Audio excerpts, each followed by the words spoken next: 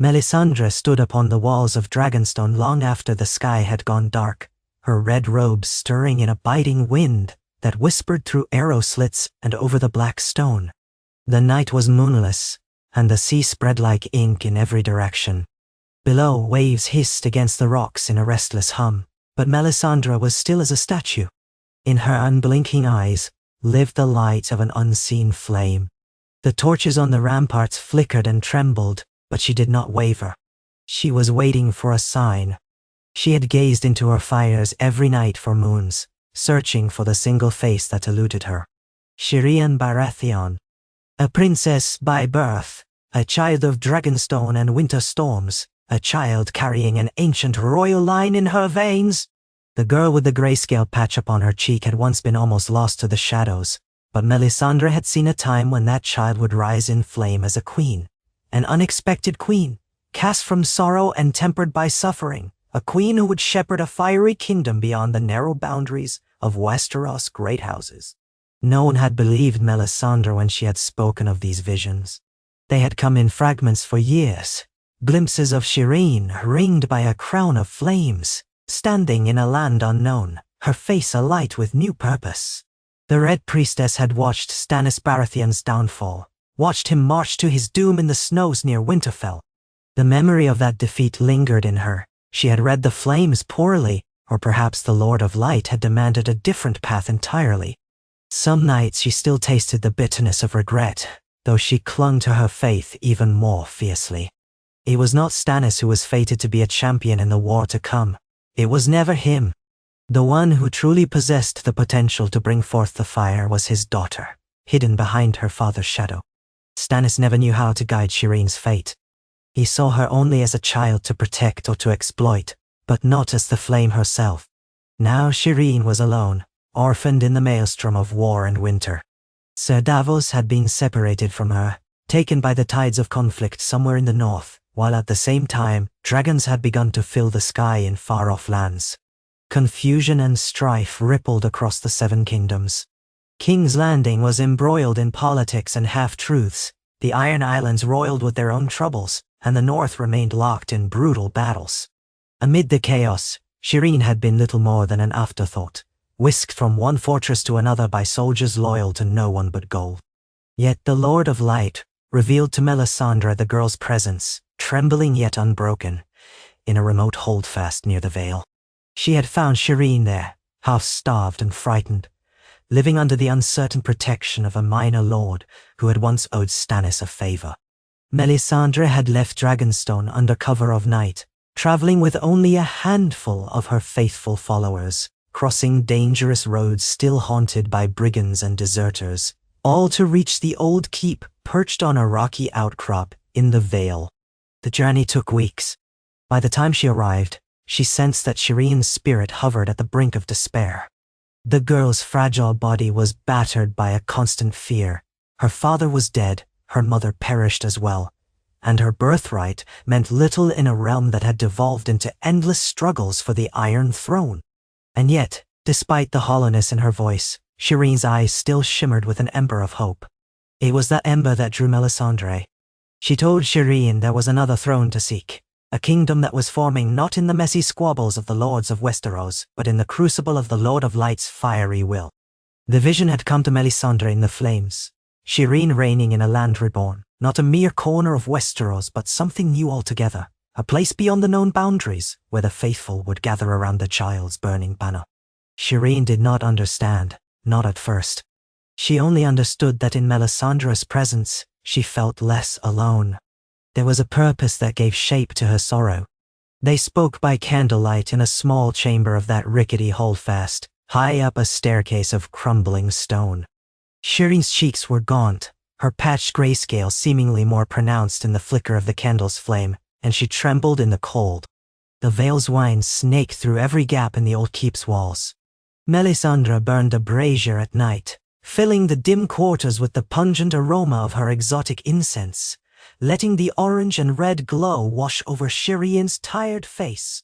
The girl listened, lips parted in quiet amazement, as Melisandre murmured stories of Azor Ahai and the forging of Lightbringer, of Arlor's unquenchable fury, of the prophecies that spoke of a savior born amidst salt and smoke.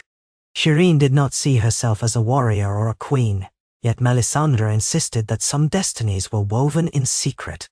In time, suspicion melted into an odd trust. Shireen had nowhere else to go.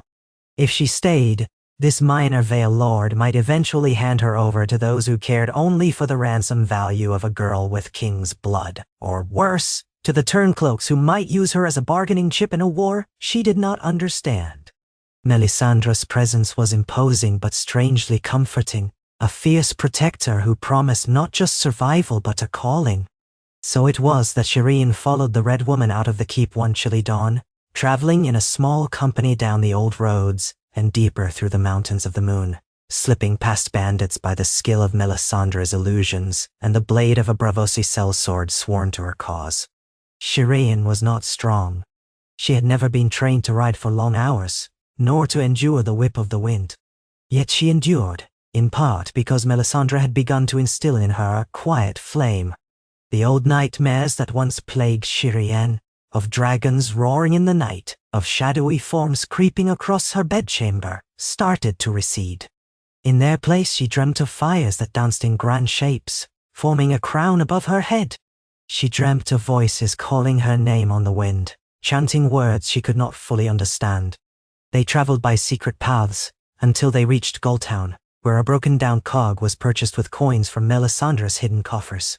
The vessel reeked of fish and old sailcloth, but it carried them across the narrow sea. The crossing was rough.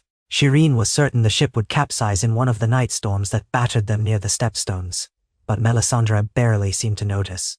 At times the Red Priestess walked out on the deck amid the howling winds and lashing rain, her eyes closed and her lips moving in silent prayer.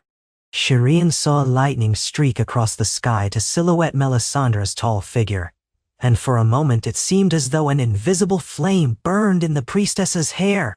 When they made port in Lys, Shireen was half delirious from seasickness and exhaustion. Lys was a swirl of colors and fragrances, and strangely beautiful courtyards hidden behind high walls. Melisandre brought Shireen to rest in a modest townhouse belonging to another follower of Law. There, Shireen was clothed in light silks, her hair combed out, her body fed, her bruises tended.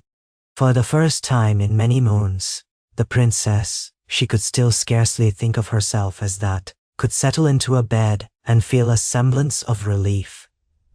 Servants lit perfumed lamps, which flickered red and gold, casting moving silhouettes on the walls that reminded her of the fires in Dragonstone's great hall. Yet they did not linger in Lys. Melisandre's voice took on a renewed urgency. This was not the land for Shireen's ascension. There was a far corner of Essos, where volcanic mountains spewed clouds of smoke and rivers of molten rock twisted through petrified landscapes. A land that was once considered cursed, too dangerous for most travelers, a place where even the free cities rarely ventured beyond occasional trade. In her visions, Melisandre had seen a fortress of black rock rising from the midst of these fiery rivers, a place where Law's presence was said to be near tangible in every breath of smoke. It was there that Shireen must be crowned, not by any mortal right of swords or seven-pointed stars, but by the living flame itself. Only then would the true potential of her bloodline be unlocked. Shireen asked Melisandre if the place had a name. Lys, whispered the Red Woman. Once it might have been an outpost of ancient Valyria, lost when the Dune swallowed that empire. Now, it existed outside the maps that travelers and sailors carried. The route there was known only by rumor. Melisandre's devout companions in Lys whispered of old texts discovered in the temple vaults, describing a route that hugged treacherous coastlines and wound through unpredictable waters. But if the Lord of Light willed it, the way would open. So Shireen found herself boarding another ship, this one sleeker, manned by a scarred captain who carried no sigil but wore a small obsidian flame at his throat. He too belonged to Melisandre's faithful, a brotherhood that saw her as a prophet. The ship made its way south around the Valerian Peninsula, skirting dangerous waters filled with smoking spires on the horizon. The closer they came, the hotter the air felt, as if the seas themselves were warmed by ancient fissures deep beneath the waves. Days merged into nights. Shireen grew silent. She took to standing at the ship's prow, her hair whipped by hot gusts of wind, the salt air burning her lips. In the distance, she saw dull red glows in the night sky, flickers of volcanic eruptions that reminded her of the color of Melisandre's robes. And each day Melisandre prayed, scattering red powder into the sea, chanting words in High Valyrian that shimmered with mystic meaning. At times, Shireen could feel the prayers vibrate in her chest, as if her heart was resonating with some deep, slumbering force. When at last they sighted land, it was a black coastline of jagged cliffs, riddled with steaming fissures. Sheets of smoke curled upward, and the tang of sulfur clung to the air like a warning. The captain found a narrow cove that seemed carved by some violent natural event, allowing the ship to drop anchor in waters that glowed faintly with reflected lava deeper inland. Melisandre led Shireen and a handful of companions onto the rock, where the ground was warm beneath their boots. Shireen coughed at the acrid fumes, but Melisandre merely pressed a cloth soaked in fragrant oil to the girl's face, showing her how to breathe in shallow sips. They journeyed inland on foot. The black rock underfoot was sometimes porous and fragile, so they moved slowly, testing each step with care.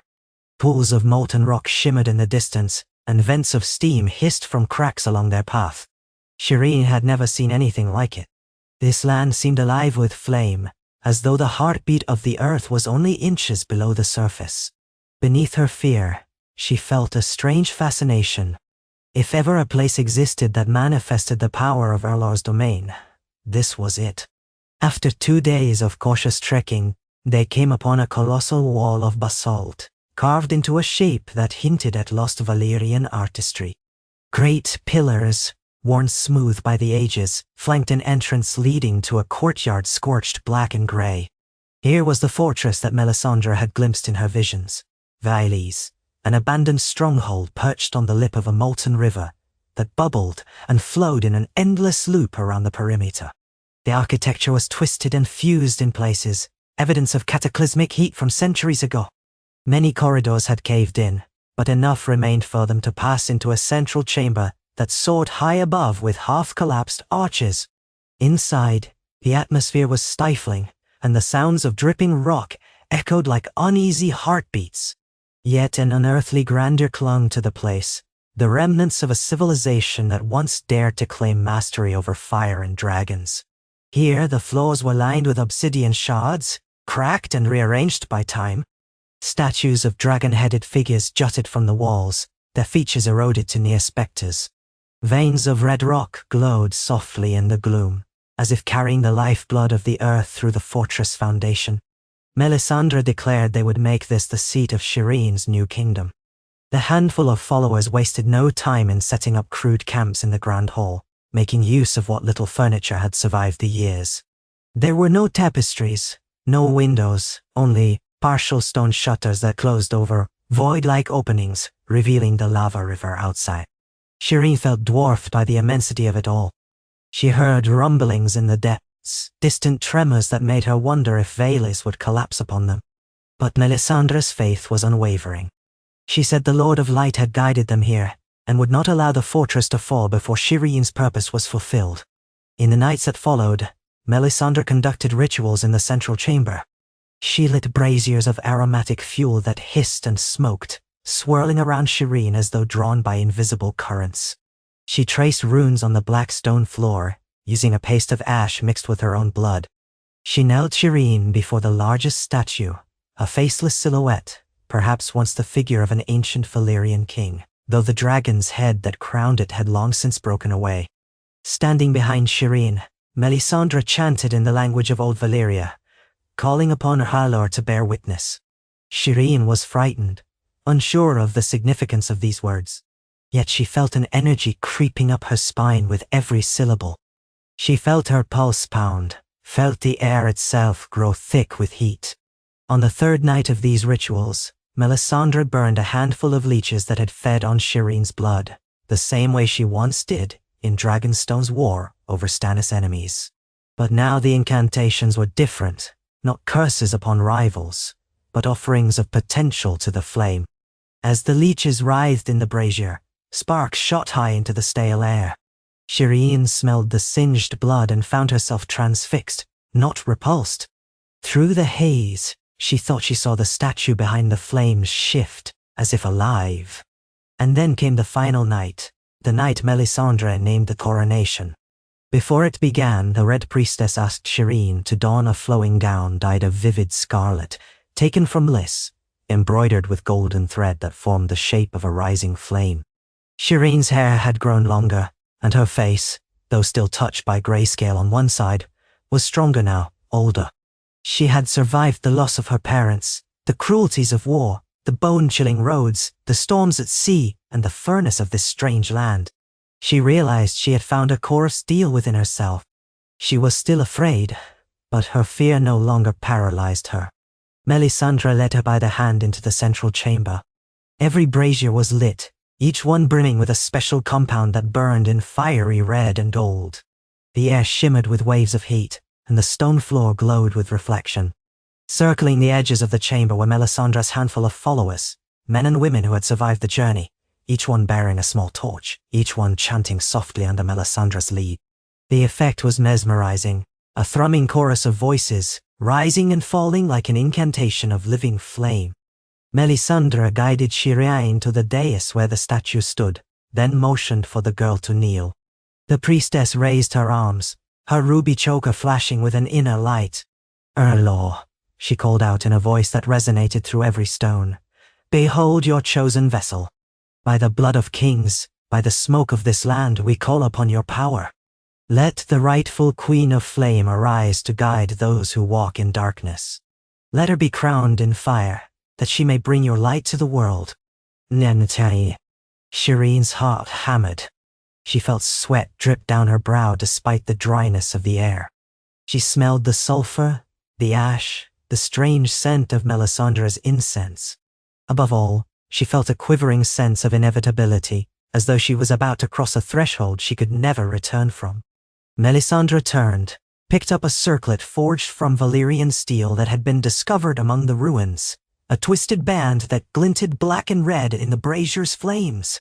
When she lifted it, Shireen saw lines of old runes etched into the metal, and she thought she recognized the curling shape of a dragon's tail. Could it have been a relic from the Valyrian freehold, left behind after the doom? The circlet seemed half-melted, reshaped by unimaginable heat. The Red Priestess held it above Shireen's head, her voice echoing in the chamber.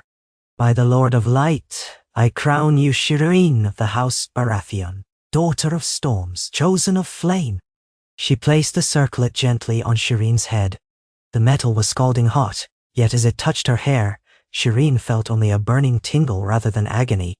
The heat coursed through her scalp, down her neck, stirring something deep within her chest.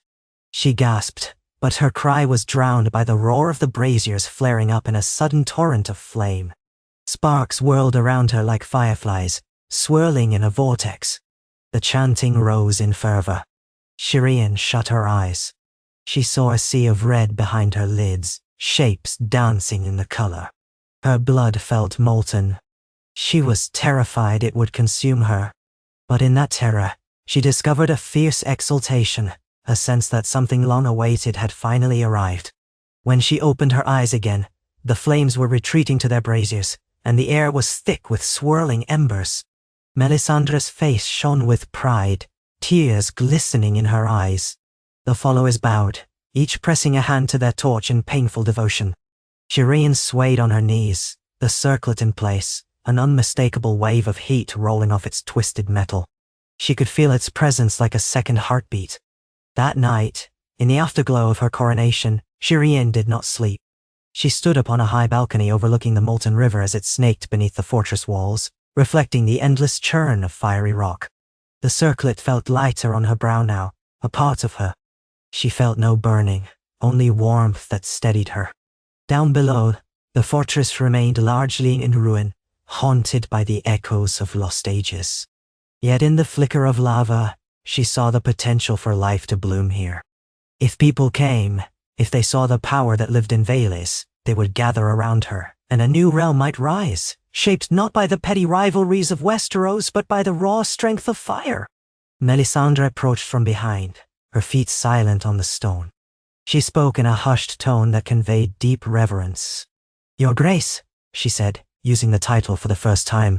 The war for the dawn is not finished. Darkness still gathers in the far north. Daenerys Targaryen's dragons have awakened, but the White Walkers stir beyond the wall. We stand upon the precipice of a cataclysm that will shake the world, and yet in you lies a piece of the power that may hold the darkness at bay. Shireen turned, her patched cheek catching the red glow. The realization pressed on her like a weight. She was only a girl of 13, maybe 14, no soldier or strategist. But she was a queen now, a queen in a realm of flame. "How can I lead anyone, Melisandre?" she asked softly. Her voice trembled, yet beneath it lurked a courage she could scarcely believe. "I'm no warrior. I have neither the cunning of a lord, nor the power of dragons. My father always told me to stay safe behind walls." The priestess placed a gentle hand on Shireen's shoulder. "Those things matter less than you think. You have your father's blood, a lineage stretching back to the Targaryens who once ruled with dragons, and you have the favor of our lore. My magic can guide you. But a queen is not made by blood and magic alone.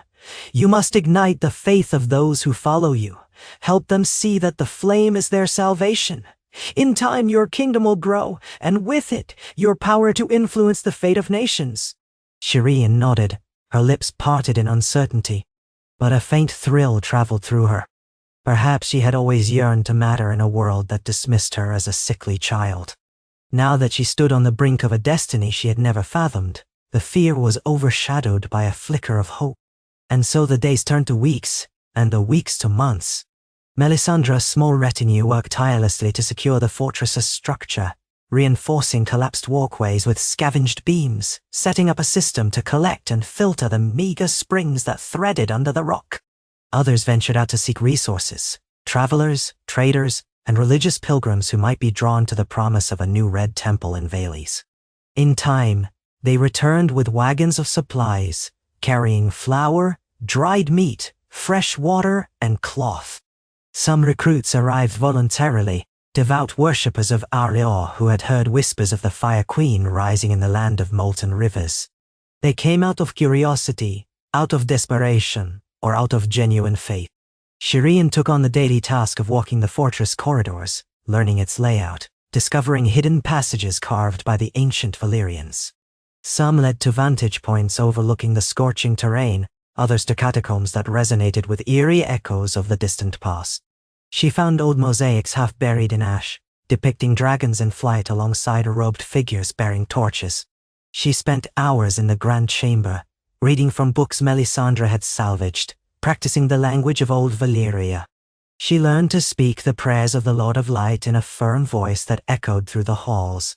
When the first real test of her queenship arrived, she was unprepared. A group of mercenaries, deserters from the Golden Company, appeared at the outer gates one dawn, demanding entrance and offering their swords for shelter and food. There were at least 30 of them, all hardened men with scarred faces.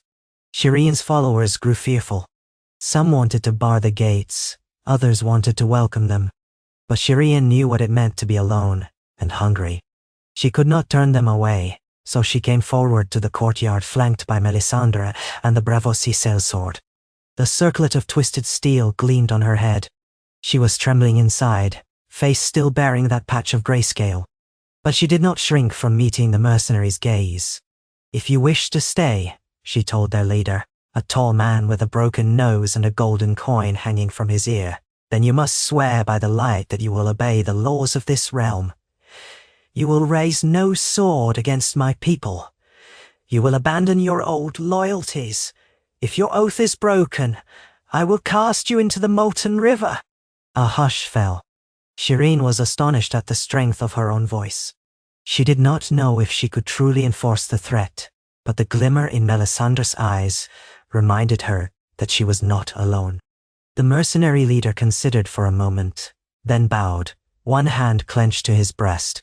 The others followed, though some with sullen expressions. They were given entry, meager quarters, and rations. Over time, many of them indeed gave their loyalty to the Fire Queen, finding that life in this fortress, though harsh, was strangely fulfilling.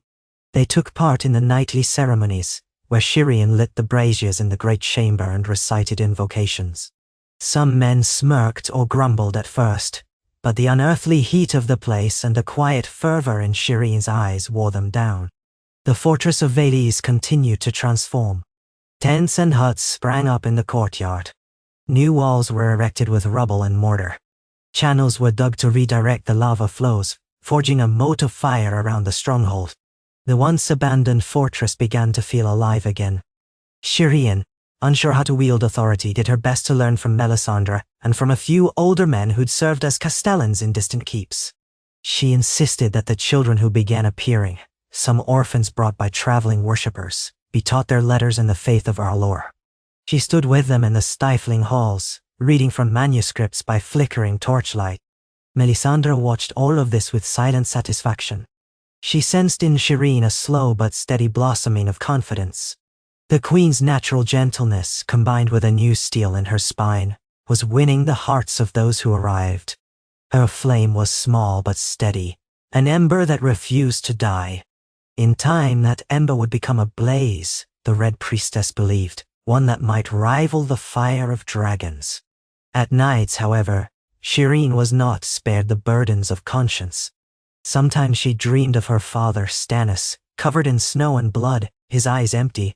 Sometimes she dreamt of her mother, Celise, crying out in vain.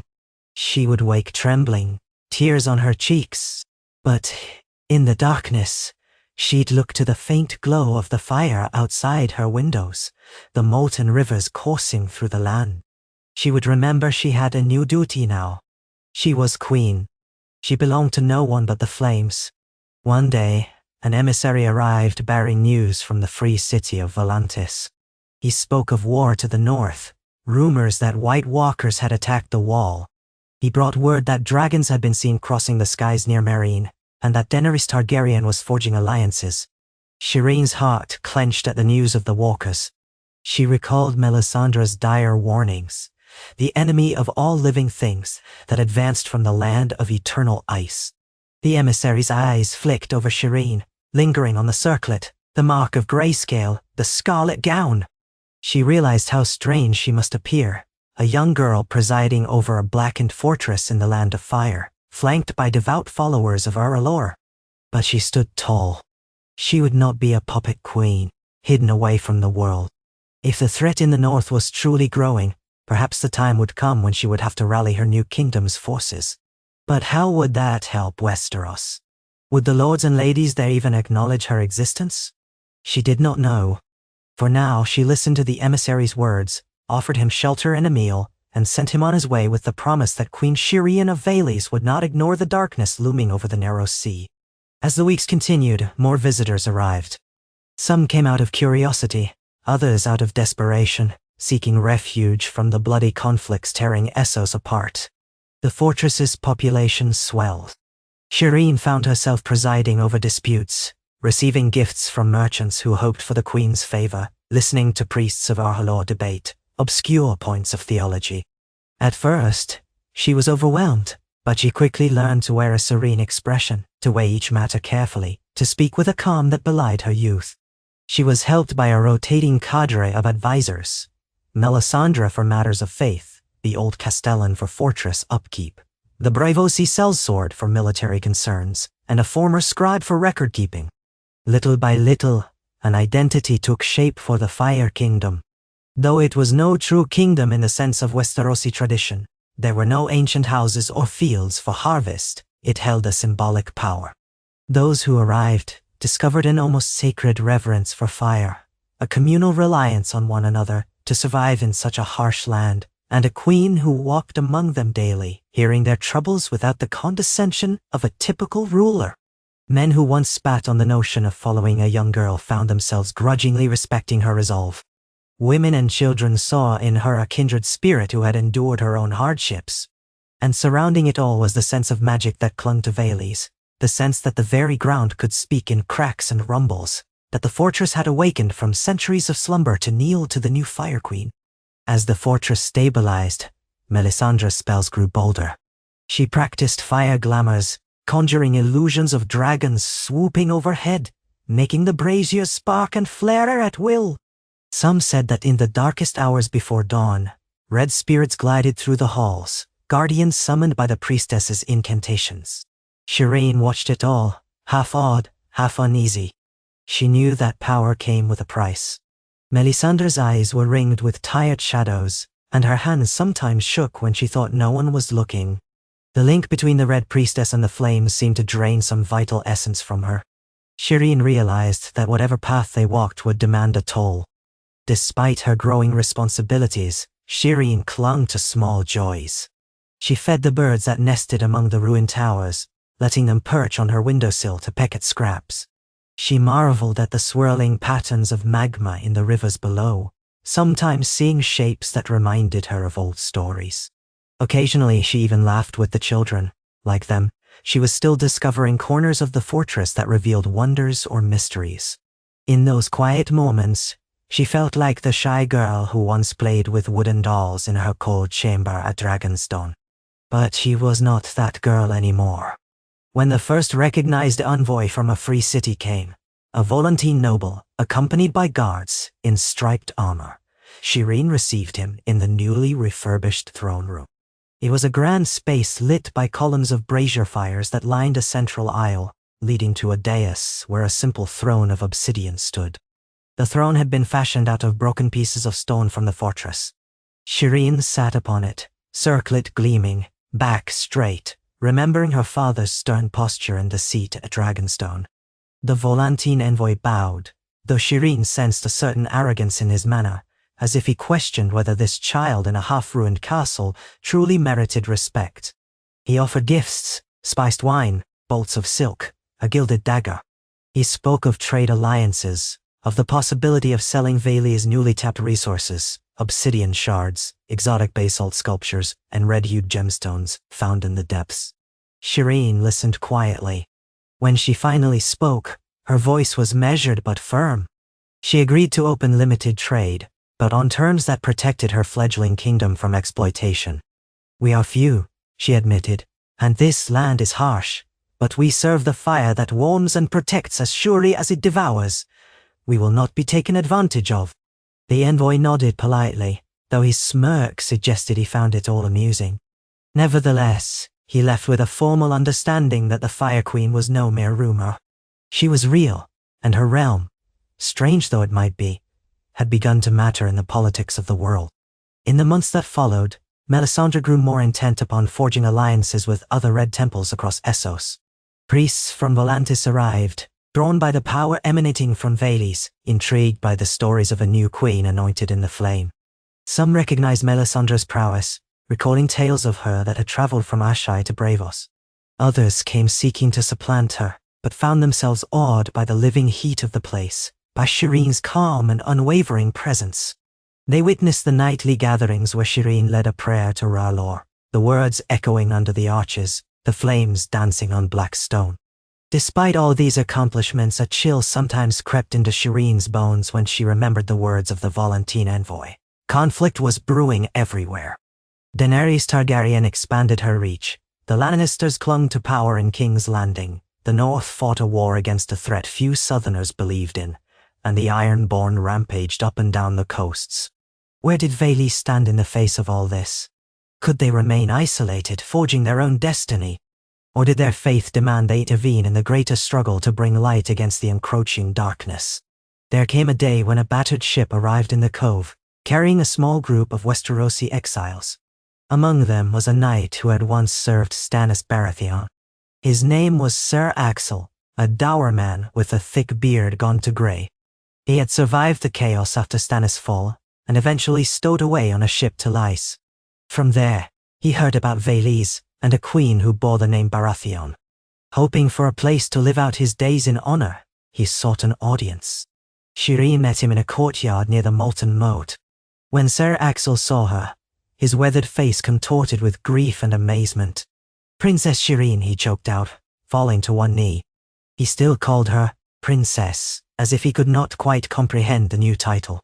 She saw tears gather in his eyes and it shook her.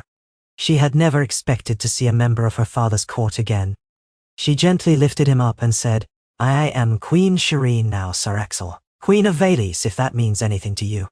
The old knight nodded, breathing hard. It means everything, Your Grace. If the Baratheon line still lives, then I have something to serve. Stannis, your father, I failed him in the snow. I lost faith. But if I can do right by you now... His voice broke. Shireen laid a hand on his shoulder. Your presence is welcome here, Sir Axel. We build anew. But we are not like Westeros. We accept all who respect the flame and vow to protect one another. He stared at her, taking in the scarlet robes, the twisted circlet, the fervor in her eyes that was not quite childlike anymore. I will learn, he promised. If you have use for a knight who remembers older ways, I will serve. And so Valis gained another loyal defender. Others followed, knights who had no lord, sellswords who tired of endless contracts, peasants fleeing the devastation of war-torn Westeros. A trickle became a steady stream, though never enough to transform Valis into a vast kingdom. Still, the fortress grew in people and spirit. Some even brought timbers to construct new dwellings within the outer wards. As Shireen presided over these transformations, she felt the gentle push of Melisandre's prophecies. The Red Priestess claimed that one day Shireen's influence would extend across the seas, that the people of Westeros and Essos alike would look to her flame as they once looked to Targaryen dragons. But Shireen did not allow herself to be swept away by illusions of grandeur. She understood, in a quiet corner of her heart, that she was still a girl forging her way through a labyrinth of shadows and flame. Power could corrupt, and she had seen the price it demanded of her father. Her nightmares returned sometimes, showing her the face of her father, her mother, or even Davos Seaworth, his sorrowful eyes pleading with her not to lose herself. After waking from one particularly vivid dream, she hurried to Melisandre's chambers. She found the priestess kneeling before a burning brazier, her robes gathering around her in a crimson pool. Melisandre turned, her features strangely softened by the flicker of the flames. You had a dream, she said, as if sensing Shireen's purpose. Yes, Shireen whispered. I dreamt of Davos. He was in chains again like the time my father imprisoned him, but he was reaching out to me, telling me. She trailed off, uncertain how to voice it. Telling you what? Melisandre prodded gently. To stay true, Shireen continued. To remember who I am. The Red Priestess reached out a hand, touching Shireen's temple. The heat of her palm was nearly scalding but not unbearable. You are a Baratheon, a princess born of storms and rightful heir to Dragonstone. You are also the Queen of Fire, anointed by the Lord of Light. Perhaps the dream is a reminder that love need not be forsaken in pursuit of power. Let it guide you, but never let it chain you. Shireen exhaled, the tension in her chest loosening. The reminder comforted her. She knelt beside Melisandre and joined her in prayer, letting the swirl of incense and the hiss of embers calm the swirling doubts in her mind. Seasons turned in the outside world, though Valis existed in a realm almost outside the normal cycles of nature. The constant heat from the rivers of molten rock gave the fortress a perpetual dryness, a scorching climate that never saw snow, rarely even saw rain. Yet visitors brought news of changing fortunes across the sea. The Lannisters were locked in more internal strife. The Targaryen queen had launched her fleets westward, and the threat of the White Walkers was no longer mere rumor. Some travelers spoke of an alliance in the north led by Jon Snow, a name that sparked the faint memory of a bastard boy Shireen had once seen at Castle Black. They said he was king in the north now, or close to it, uniting houses to fight the undead. Shireen would stand on the battlements and wonder if she, too, should fight that threat. But Melisandre counseled patience. Our time will come, the priestess assured. When the final battle dawns, the Fire Queen will have her role. We must not weaken ourselves prematurely by sailing north into chaos. We must burn bright here, become a beacon that will call forth the faithful.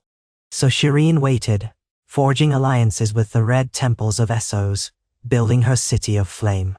She felt the circlet lighten with each passing day, as though it had accepted her. She witnessed miracles. Several times, Melisandre healed grievous burns with her fire-kissed touch, chanting Aurora's name until the injuries knitted themselves. She saw men and women come to Vales half dead from sickness, find the will to live again in the scorching heat of the fortress.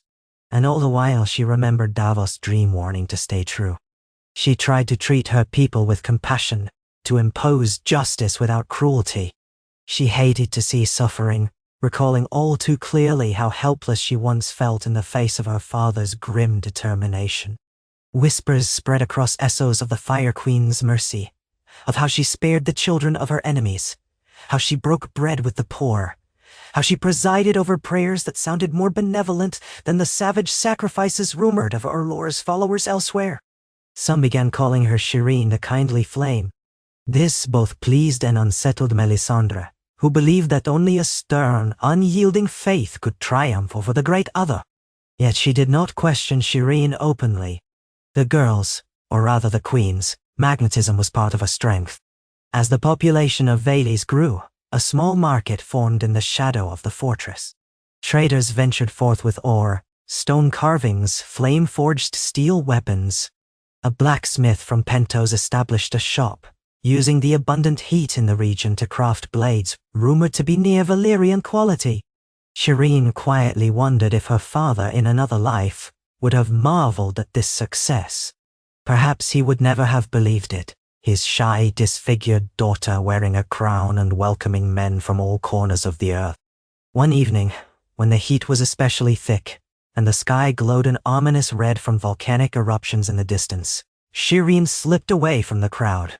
She made her way to a high balcony that jutted out over the molten moat. The circlet felt heavy again. The day had brought too many disputes, too many concerns about the Free City's shifting alliances. She needed quiet. Leaning on the stone railing, she gazed at the roiling lava below, thinking of the heartbeat of the land.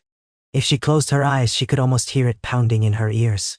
She thought of the possibility that one day she would need to leave Vales, to cross the sea again, and confront the evils that still darkened her birthland. Would she do it as a conqueror, a liberator, or a humble ally? She was no dragon rider. Yet the more time passed, the more she felt the fire within her, as if she was forging a bond with this fiery realm itself. Melisandre's talk of prophecy and the war to come seemed less like a distant fable, and more like an inevitable future that drew ever closer.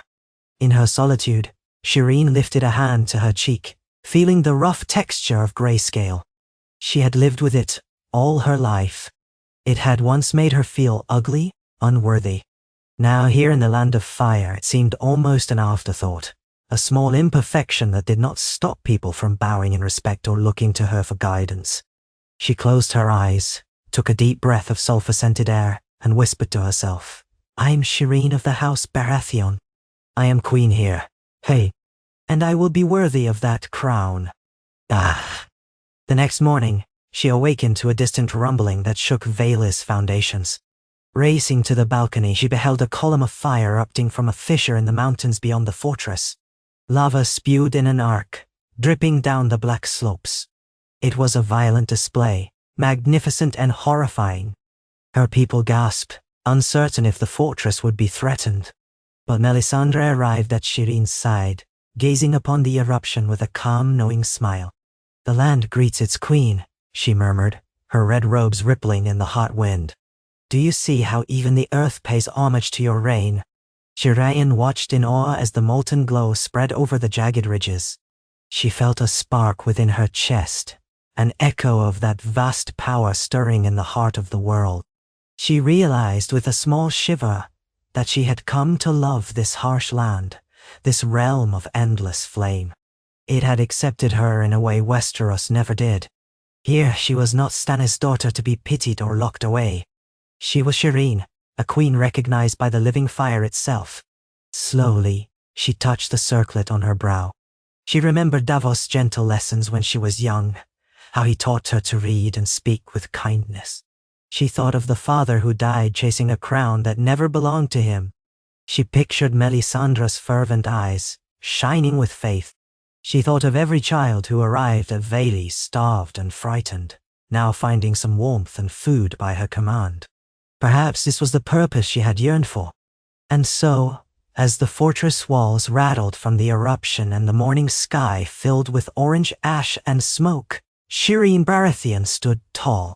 She reached out a hand toward the fiery display, almost as if to embrace it, and whispered the words that had come to define her new life. All for the flame. Beyond those words, she thought of the future. Would she someday lead her fire-marked people to Westeros, to face the cold threat that seemed unstoppable?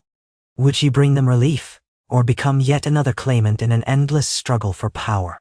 She did not know. But she had faith now, a faith that once eluded her, and a spark of certainty that the land of fire would stand with her. For the moment, that was enough.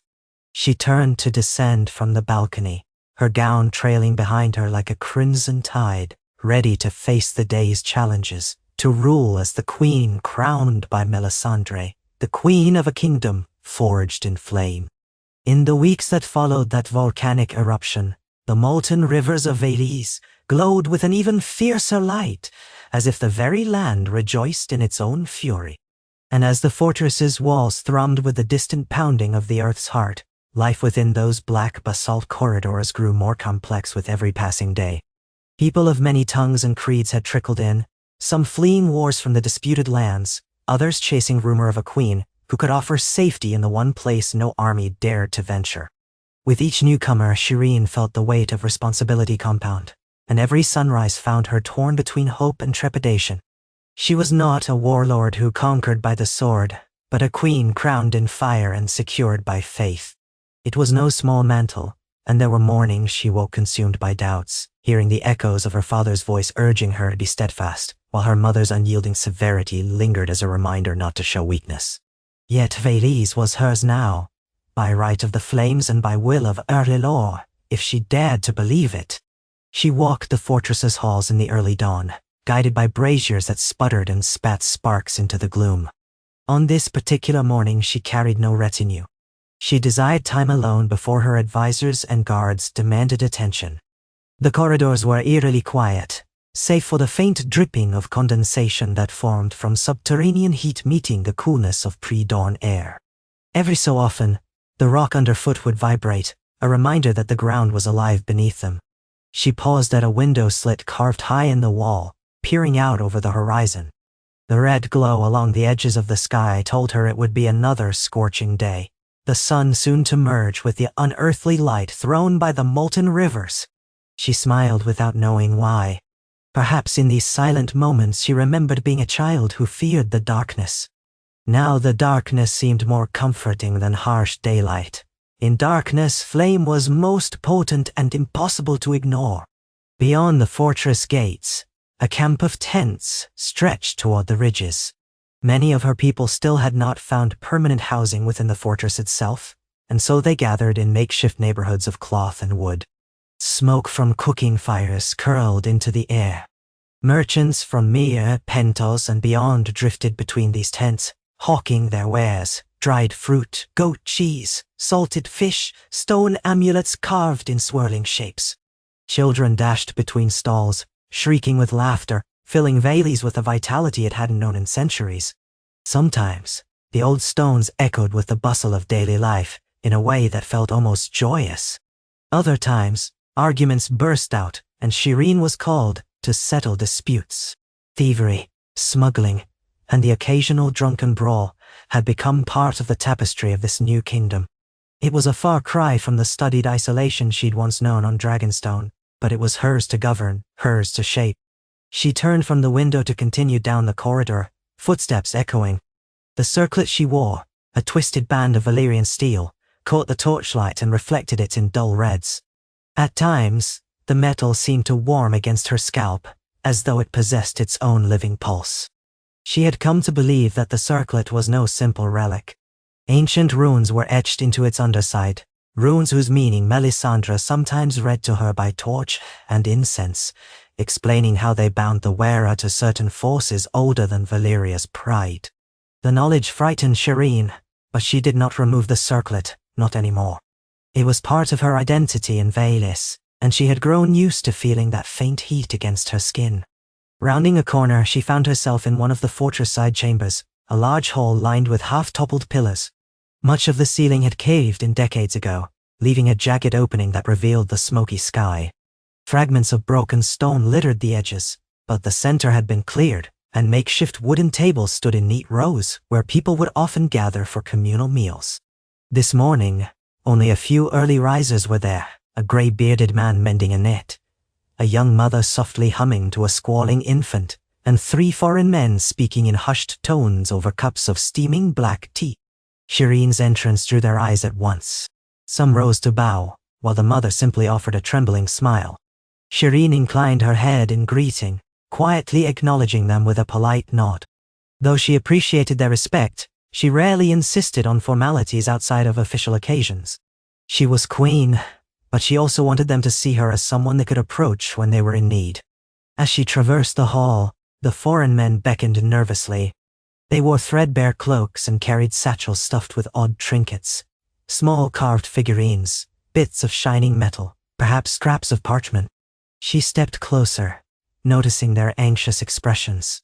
"Your Grace," said one, his voice thick with an accent from the east. "We have come from the Isle of Cedars. Pirates have driven us from our homes, and now we seek your protection. We heard rumor that Veilise offers sanctuary." Shireen let out a soft breath. The problems of Essos were unending, and every day more refugees arrived with stories of woe. She settled herself on a rough stool near their table. "If you obey our laws and respect this land, you're welcome to stay," she replied gently. "Have you spoken to our quartermaster about lodging and rations?" They exchanged glances. Another man cleared his throat. "We have, Your Grace. He told us to seek your direct permission since we are many. Our families wait on a ship in the cove."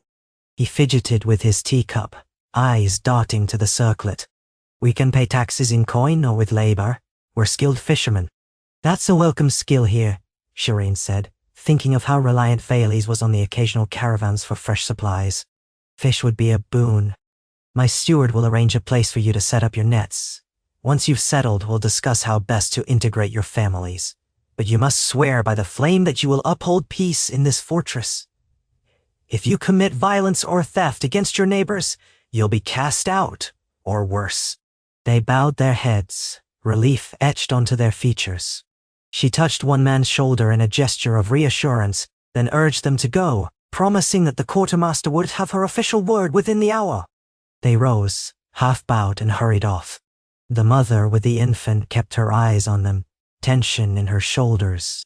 Shireen met her gaze and offered a kind nod, then made her way out of the hall to attend to the day's demands. Such was her life now, a steady stream of refugees, merchants, would-be soldiers and explorers, all knocking at Vela's doors. This kingdom of flame was growing faster than she'd ever anticipated. She climbed to the upper level of the fortress, where the midday sun broke through breaks in the walls. A breath of scorched air rushed at her, thick with sulfur from the lava flows. Down below, the molten moat glowed ferociously, snaking around black towers and battered ramparts. She could taste the tang of ash on her tongue. Yet the heat hardly deterred her anymore. She'd grown used to beads of sweat dotting her temples from dawn to dusk. At the top of a winding staircase stood Melisandre's private chambers. A pair of guards, pledged to the Red Priestess's service, stood watch at the arched door. They wore boiled leather dyed crimson, each carrying a spear. When they saw Shireen, they stepped aside without question. She slipped inside. Thick red draperies hung from the ceiling, softening the harsh angles of the stone. Braziers burned with a sweet-scented incense, filling the room with curling smoke. Melisandre knelt at a small altar carved from volcanic glass, chanting under her breath in High Valyrian. Beside her, a single black candle burned, the flame unnaturally steady despite the swirl of air. Shireen knew some claimed those obsidian candles could only be lit by magic, though she wasn't sure she believed it. She had seen so many strange things since leaving Westeros that she no longer dismissed any possibility.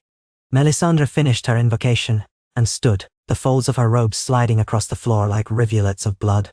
She inclined her head toward Shireen, the ruby at her throat glinting. "Your Grace," she murmured, her voice echoing in the chamber. "You come early." Shireen offered a small, tired smile. "So many arrivals. I needed counsel sooner rather than later.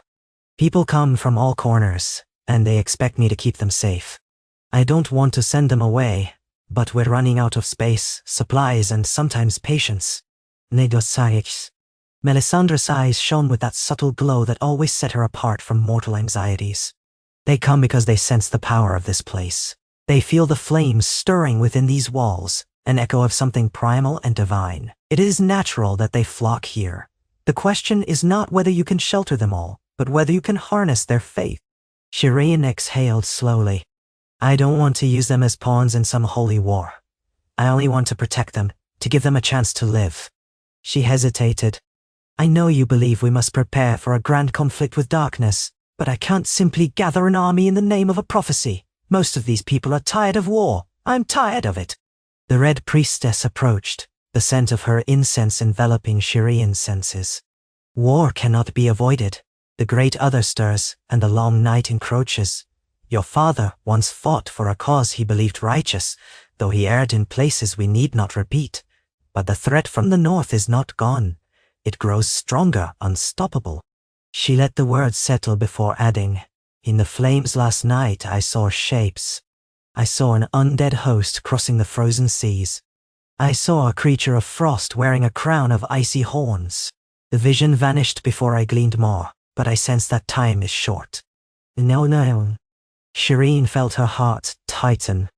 Whenever Melisandre spoke of these visions, Shireen remembered the rumors she'd heard in Westeros, how the dead walked under blue-eyed masters, how entire villages were slaughtered in the far north. Once, she dismissed it as a distant myth. Now, she couldn't ignore it. And what would you have me do? March our small force back across the sea? We don't have ships enough to carry everyone, and if we did, how could we even get them to the north in time to matter? Melisandre's ruby flashed. I ask for nothing so rushed, your grace.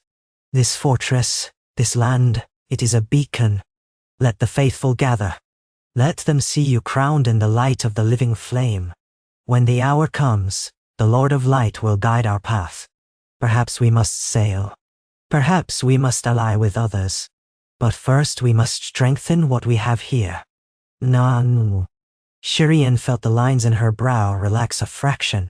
She nodded, acknowledging the sense in Melisandre's words. I'll do my best to keep the peace and maintain our provisions, but we must also find ways to sustain this growth. If more families keep arriving, we risk famine or disease. Then that shall be our task. I will send envoys to every red temple from here to Volantis, instructing them to direct only those who can serve our cause. Artisans, healers, farmers. We will not turn away the helpless, but we cannot accept wave after wave of refugees who might undermine our stability. It is a harsh reality, but you must be prepared for difficult decisions. Nay. Shireen bit her lower lip. She didn't like the notion of turning away the needy. Yet, she knew they couldn't shelter an infinite number. I understand, she said quietly. Send the word. Melisandre touched her shoulder gently, and the air felt warmer, as though the Red Woman radiated a subtle heat. Be strong, your grace. The dawn that follows this night will be shaped by your choices. I remain your faithful guide. Shireen gave a small bow, and left the chamber, her mind full of worries. She descended into the courtyard, where the blazing sun had finally risen high, searing the black stone. Overhead, wisps of ash from some distant eruption drifted in, turning the sky a dusky orange. Her eyes roamed over the bustle of the fortress, builders hammering at a new structure, half a dozen children chasing each other past a row of tents, an old woman stirring a cauldron of stew. If she closed her eyes, she could almost imagine she was in a city built on normal soil, with farmland and rivers. But when she opened them, she saw a moat of liquid rock glowing at the perimeter. This was her realm. A realm not meant for the faint of heart. She made her way to the forge. The blacksmith from Pentos, a burly man named Razdan, had set up an impressive foundry near a fissure that vented constant heat. Through cunning use of channels and metal piping, he had harnessed the volcanic energy to power his forge without conventional charcoal. Sparks flitted around the open-air workshop. Razdan was hammering a glowing blade, while two apprentices sweated at the bellows. The clang of metal rang out in crisp, rhythmic beats. As Shireen approached, she noticed a line of newly forged swords leaning against a wooden rack. Their blades caught the orange glare, shining with an almost ominous brilliance. Razdan paused his hammering to dip the blade into a trough of water. Steam hissed upward, blanketing the area in a hot cloud. He stepped away, wiping his brow with a filthy cloth. "Your Grace," he rumbled, inclining his head. "I've been expecting you. Word is you want an armory prepared?" Shireen nodded. "We have more guards signing up each week. We're short on quality steel. Even spears are running thin. Can you finish enough blades for at least 30 swordsmen by the next moon cycle?" "Oh," he grunted. "The new steel you're providing from the mines your people found near the southwestern ridges is high quality. Strange ore with a faint shimmer might be touched by volcanic processes. If I have enough hands to help, I can manage 30 swords plus some maces or axes if needed." She looked over the freshly forged blade he'd set aside. The metal had a faint swirl pattern. "Excellent. When you're done, I'd like to consider forging something special. A sigil perhaps for the banners we use. We have the Baratheon stag and flame motif. But I want something that better reflects Vayli's as well." Razdan scratched his beard. "A new crest. Something that merges your old house with the new kingdom? That can be done. I'll talk to the cloth dyers and the metal workers to see what's possible." "Oh, thank you," Shireen said, feeling a small surge of purpose. She wanted to unify these people under an identity that transcended her father's legacy. Perhaps a crowned stag wreathed in flames, or some combination that honored the forging of a new destiny. She wasn't certain yet, but the idea gave her hope. A symbol could bind them together in ways words often fail to do. She left the forge and wound through the tent city, listening to snippets of conversation. A group of freedmen from Slaver's Bay who recounted how the Dragon Queen had liberated them, only for them to roam Essos afterward, searching for a livelihood. A merchant from Tyrosh complaining about the searing heat and the shortage of good wine. Two of Melisandre's acolytes preaching at a corner, describing the glory of the Lord of Light.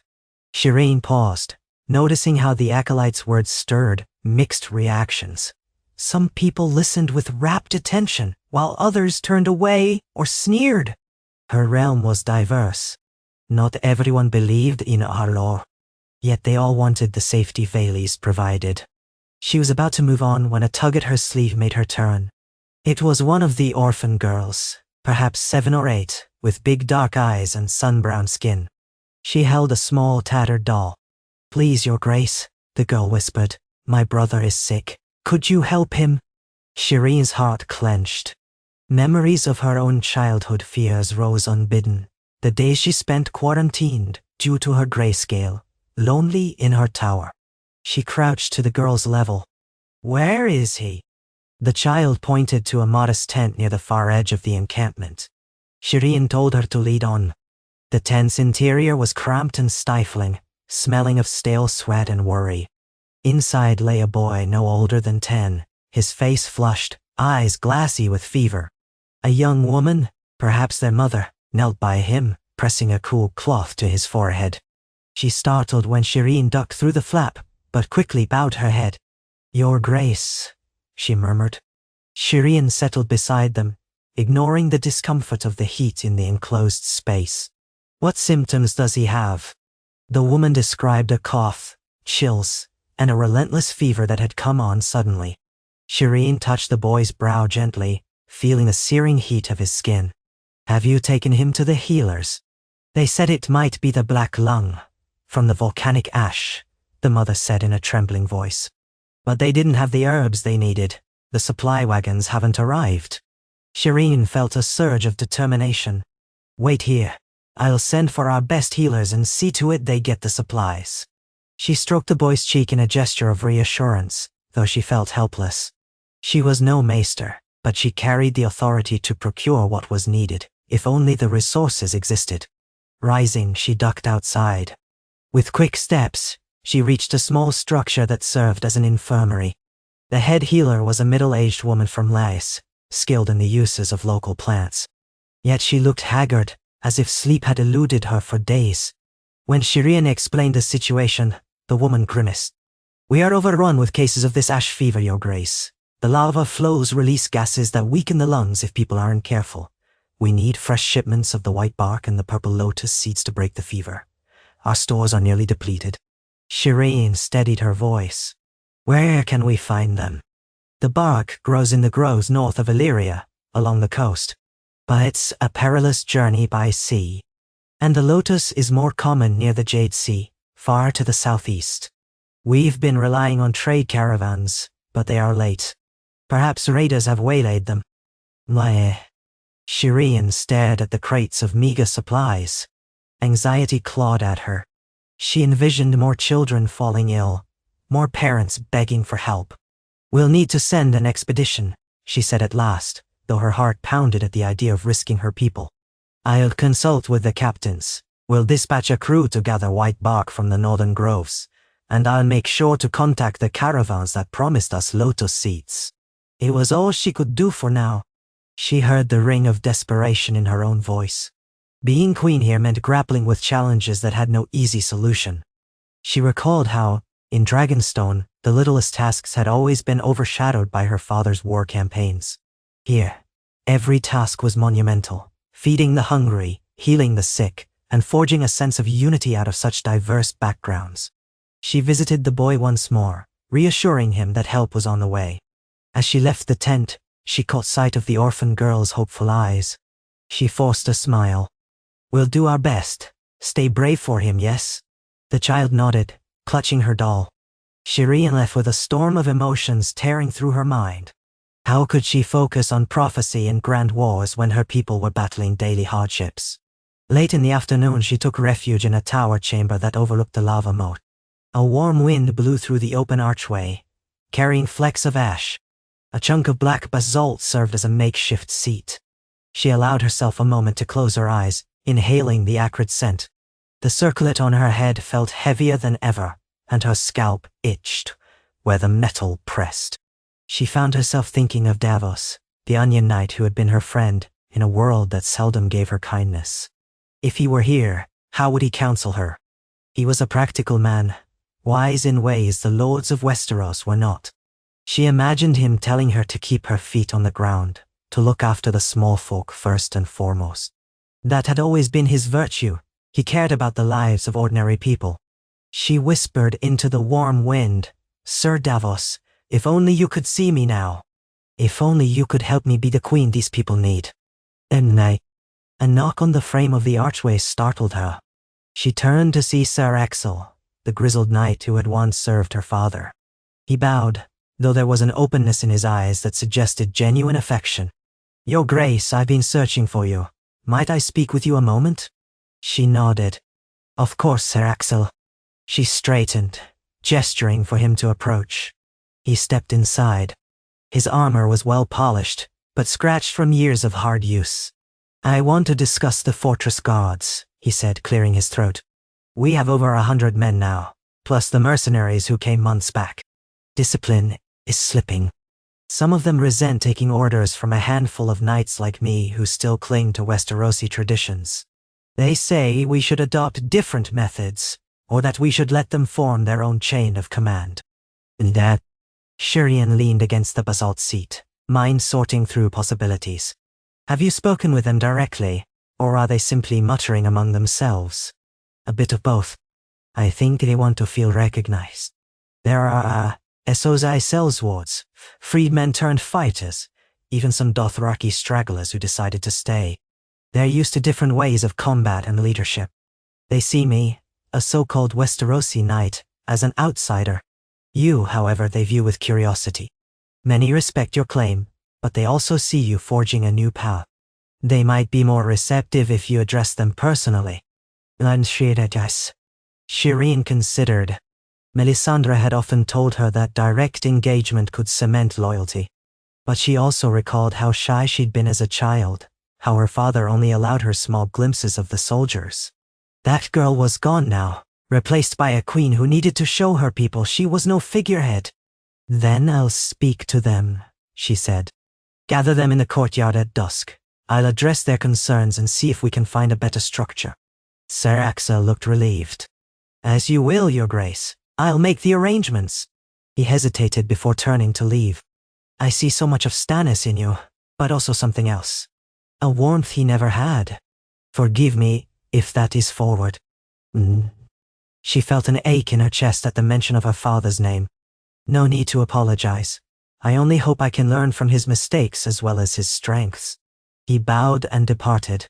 Shireen gazed out at the lava moat for a moment longer, letting the scorching wind buffet her face. Then she rose and headed downstairs, determined to prepare for the meeting. She would not rule through fear or brutality. She would try something else, compassion laced with firmness, a different kind of strength she hoped might bind these disparate factions into a cohesive guard. As dusk settled, the courtyard filled with armed men and women, their armor clanking. A few carried curved blades reminiscent of Dothraki araks, others bore swords forged by Razdan, some still had battered spears from the Golden Company days. Torchbearers formed a circle of light. Overhead, the sky shifted from orange to purple, fringed with dark clouds that flickered with distant volcanic lightning. Shireen took her place on a small raised platform. Melisandre stood behind her, but at a respectful distance, letting Shireen command the sea. An undercurrent of tension rippled through the gathered fighters. She could see it in their faces, some curious, some skeptical, some openly defiant. She lifted her hand for silence and felt the circlet rest heavily on her brow. "I know you come from many lands," she began, her voice echoing in the enclosed space. "Some of you fought in Essos, some in Westeros, others never bent knee to any ruler, but we are all here now, in Valis. We share the same dangers and the same hardships. We share the same flame that protects us and unites us." Her words carried on the hot wind. She swallowed, steadying herself. "I will not pretend we can organize ourselves in one night, but I know that you deserve to have a say in how we defend this fortress and how we maintain order. So let us talk. If you have concerns, voice them. If you have ideas, share them. I want a guard that respects our differences and harnesses them to keep everyone safe." Silence lingered. Then a tall sellsword with braided hair stepped forward. Her skin gleamed with sweat, and her eyes held a hint of challenge. "I followed captains in the disputed lands who promised freedom but demanded blind obedience. I see Westerosi knights here, reading from a code we never agreed to. Will we be forced to kneel to that code?" Shireen shook her head gently. "No one will force you to swear to a code you don't believe in, but we do need a common set of principles. Principles that protect the weak and punish crimes. Principles that ensure loyalty to Valis, not just to me, but to the idea that we stand together against the perils of this land." The sellsword's expression softened a fraction. "And if we disagree with the Knights' traditions? Then we'll forge new traditions," Shireen said, her voice surprisingly steady. "As Queen, I promise to weigh suggestions from all sides. Perhaps we create a council of captains. One from each major group, Westerosi Knights, Essosi Sellswords, Freedmen, and so on. They advise me on discipline, tactics, and training. We incorporate the best methods from each culture." "Ow." Murmurs spread through the crowd. Another man, with rough scars along his jaw, nodded. "A council could work," he said. "We want to belong here, but we don't want to be second-class warriors under the knight's boots." Shireen looked at Sir Axel, who stood to one side. He wore a tight, guarded expression, but he gave a slow nod of approval. "Then let us try that," she said. "Each group selects a captain to join this council. Within a fortnight we'll meet, share strategies, and present a code of conduct that suits us all. We are not like any army in the world. We are Valis, made of many peoples, many hearts, many flames." An unexpected burst of applause came from the freedmen, joined by scattered cheers from the sellswords and even a few knights. Shireen's cheeks warmed, though she was unsure if it was from embarrassment or a surge of pride. She raised a hand for quiet once more. "We will need discipline too. I won't tolerate banditry or violence among our own ranks. Any man or woman who harms the innocent or tries to sow chaos for their own gain will answer to me. Is that understood?" The crowd muttered agreement. She sensed genuine acceptance, though not complete. It would take time to unify these factions, but this was a start. She dismissed them for the night, promising more details soon. As they dispersed into the torchlit corridors and tents, she felt an odd sense of accomplishment blossom in her chest. Once, she could barely speak her thoughts above a whisper when meeting her father's lords. Now, she stood before a crowd of hardened fighters and offered them a path forward. Melisandre stepped up behind her, eyes gleaming in the shifting torchlight. "You did well," she murmured. "You offered them a vision that extends beyond the old divisions. It is wise to mold them into something new." Shireen turned, her gaze drifting to the sky. Stars peeked through the ash-laced clouds. "I just hope it works. If it does, we'll have a stronger god. If not, we risk open conflict within our walls." The Red Priestess placed a comforting hand on Shireen's arm. "Give them time. Fire binds those who gather around it, so long as they respect its power." "Linne." She nodded, letting the tension ease from her shoulders. Together, they walked through the courtyard, the torches receding behind them. As they ascended the steps to the fortress's upper levels, Shireen found herself remembering how the night sky looked over Blackwater Bay so many years ago. The memory was hazy, but she recalled the glimmer of distant lights across the water, the promise of other lands beyond her father's keep. Now she was in one of those distant lands, shaping her fate in ways she never imagined possible. The following day, she sent a party of 20 volunteers to sail north in search of the white bark needed by the healers. Among them were 2 skilled navigators who had crossed the dangerous coasts near Illyria before. She prayed to R'hllor, privately, for their safe journey. Her prayers had grown more personal since her coronation. She wasn't sure if the Lord of Light truly listened to her words, but she hoped her sincerity meant something. When the ship cast off from the rocky cove, the passengers waved goodbye to the watchers on the shore. Shireen stood on a high cliff, shading her eyes against the glare of the sun, watching their sails fade into the distance. She felt each departure as a small wound, a risk that weighed on her. But in a realm built on volcanic land, risk was inevitable. During that same week, another visitor arrived, a red priest from Volantis named Morrigal.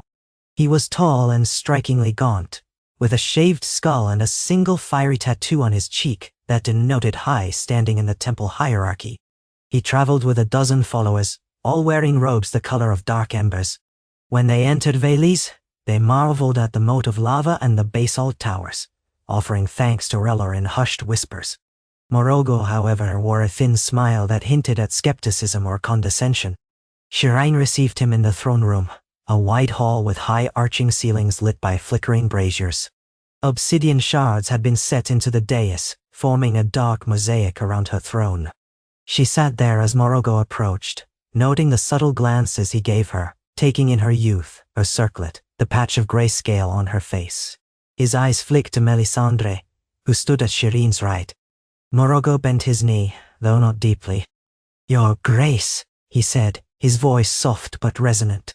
"I have come from the Temple of the Lord of Light in Volantis.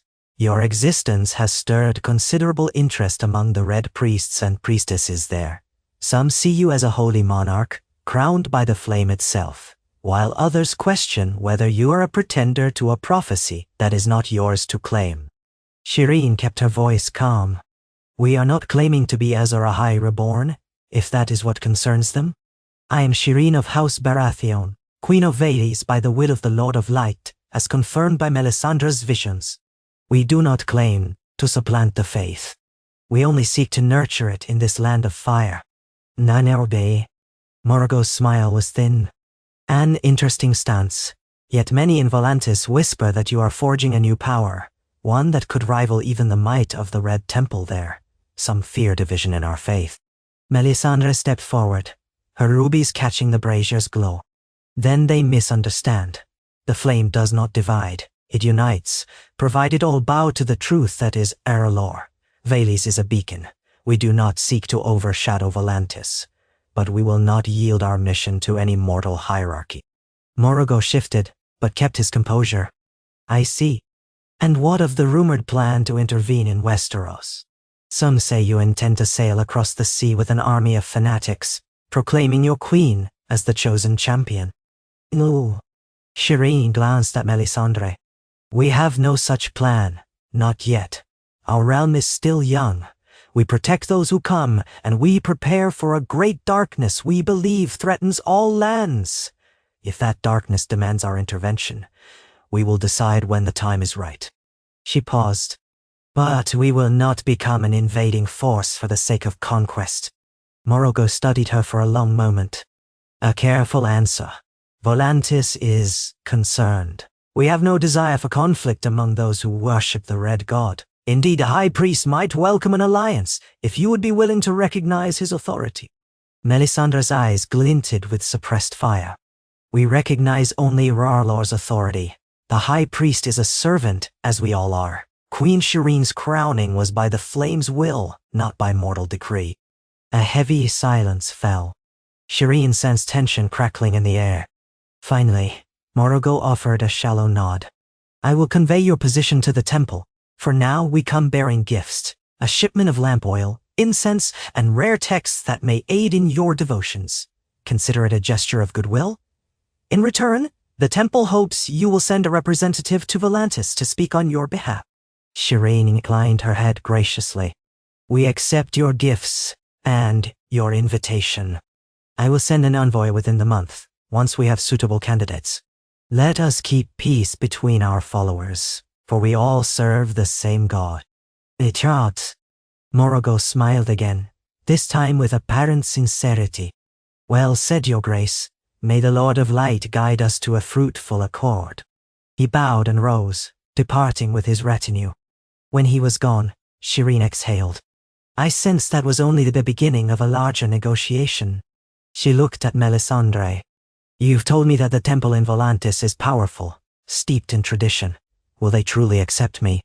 Melisandre's expression tightened. Some will, many will not. They are entrenched in their own interpretations of the faith. But do not doubt you have believers among them as well, those who have seen the signs. Be wary, though. The high priest in Volantis is no fool. He may view you as a threat to his influence. Still, we must not allow the temple to become an enemy. Their resources are vast. Their alliance could prove vital against the Great Other. Dedarnier.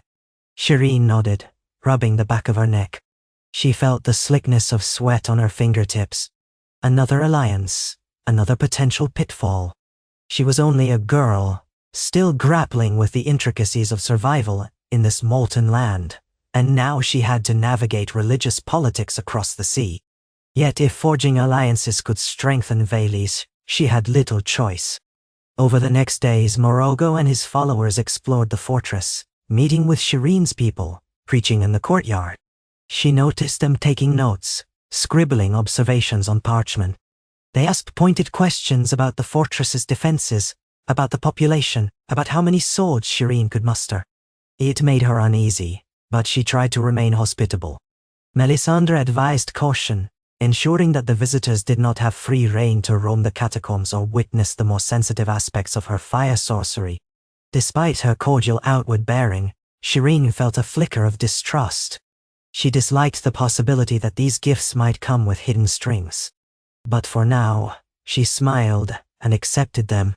Among Morogo's retinue was a young acolyte named Yaraela, who seemed less guarded than the others. She was tall and slender, her dark hair bound in braids, her eyes bright with curiosity. While Morogo went about his official business, Yaraela lingered in the courtyard, chatting with artisans and soldiers alike. Shireen was drawn to her open manner and found her one afternoon examining a statue near the entrance. It was a Valyrian statue, half-ruined, depicting a dragon with spread wings. Yaraela touched the carved scales reverently.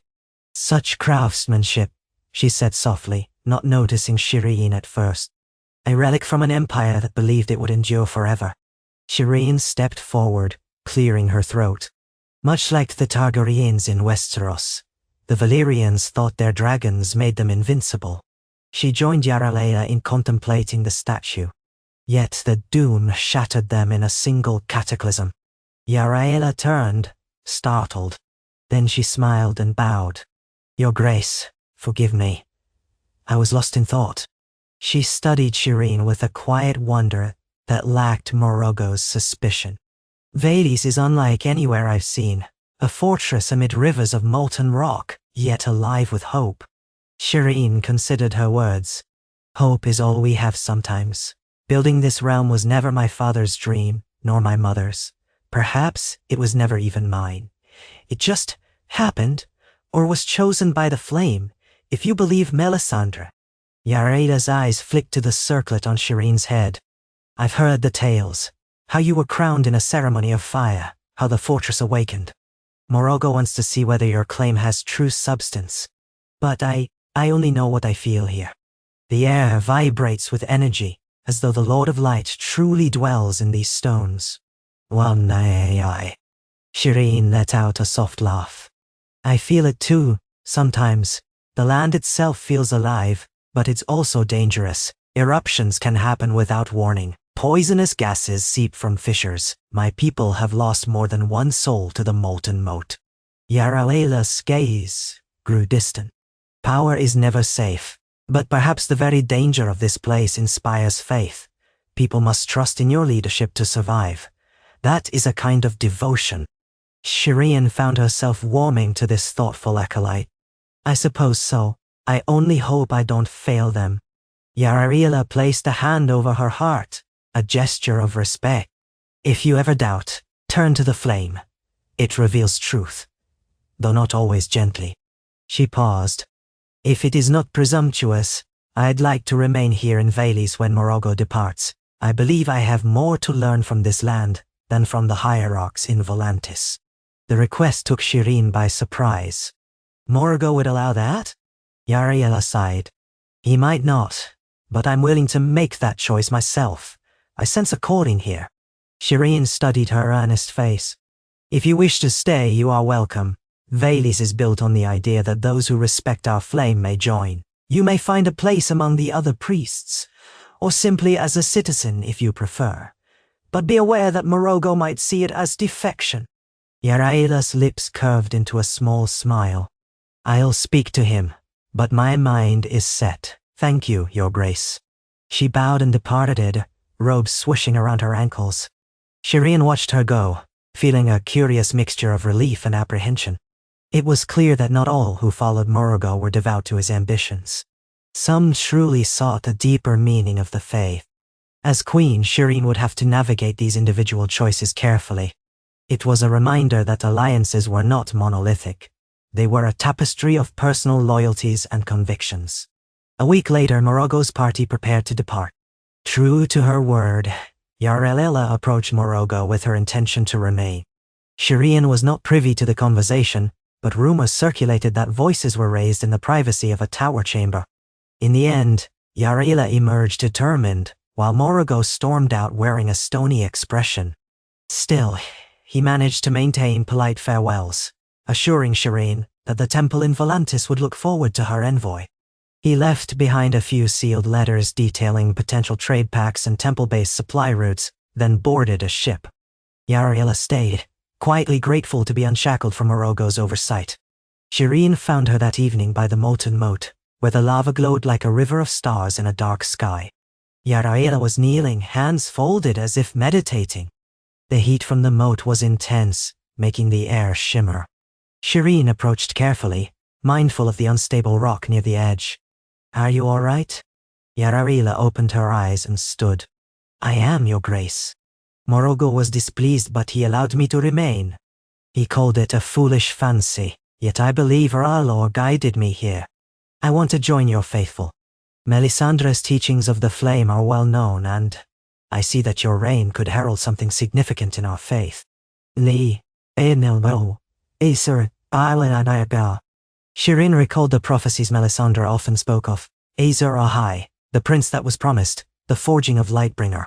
She was not convinced she herself played a starring role in those legends, but she felt the presence of fate tugging at her all the same.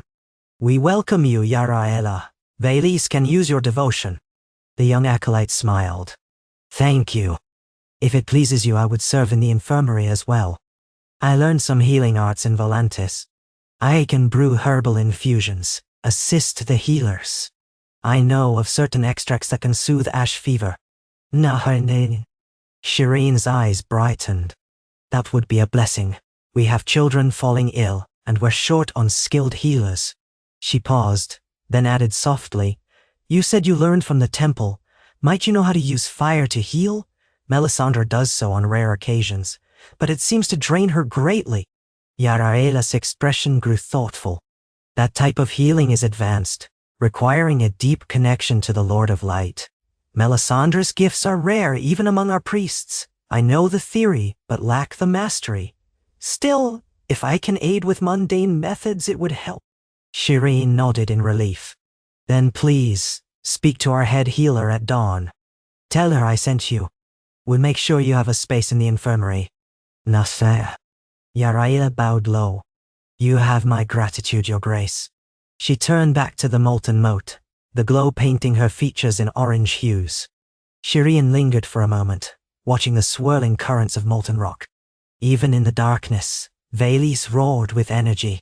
She thought about how improbable her life was, once just a lonely girl with grayscale, now forging alliances and shaping the fates of hundreds, possibly thousands. It was humbling and exhilarating at once. The next day brought news from the southwestern ridges, where a small mining operation had begun. Workers arrived at dawn, dusty and weary from excavating new veins of ore. They carried lumps of black metal embedded with streaks of dull red. Shireen met them in the main courtyard, examining the samples by the morning light. One miner, a sinewy man with arms corded in muscle, bowed. Your Grace, we found these deposits just a league beyond the fortress walls. The ground is fragile, riddled with vents that spew noxious gas. But if we can stabilize the area, we might extract more of this ore. It's unlike anything I've seen before. Hard as iron but lighter, and it has an odd red sheen in the sunlight. Shireen lifted a piece in her hand. It felt warm to the touch, as if retaining heat from the volcano's depths. Do you think it can be forged into weapons or armor? The miner nodded eagerly. Aye. The blacksmith said he'll try small pieces first. Could be we have a unique resource here, something even the free cities might covet. Melisandre. She felt a twinge of excitement.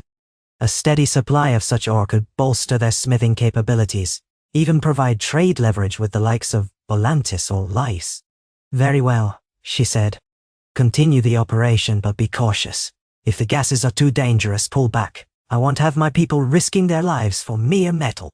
The miner's face flickered with respect. We'll be careful, Your Grace. He bowed again and left to store the samples. Shireen hefted the ore in her palm, pondering the possibilities.